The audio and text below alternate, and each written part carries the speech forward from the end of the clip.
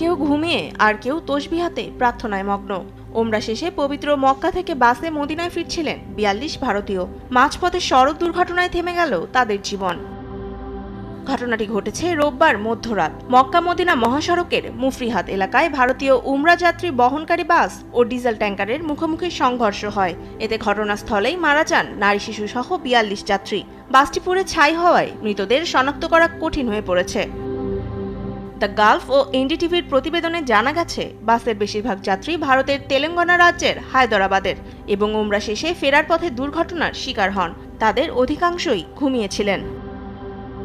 এমন মর্মান্তিক দুর্ঘটনায় গভীর শোক প্রকাশ করে ভারতের প্রধানমন্ত্রী নরেন্দ্র মোদী জানিয়েছেন, রিয়াদে তার দেশের দূতাবাসের সঙ্গে যোগাযোগ রাখছে নয়াদিল্লি। দুর্ঘটনায় নিহতদের পরিবারের প্রতি সমবেদনা জানিয়েছেন ভারতের পররাষ্ট্রমন্ত্রী এস জয়শঙ্কর। তনিমা ইসলাম, নিউজ ডেস্ক, দেশ টিভি।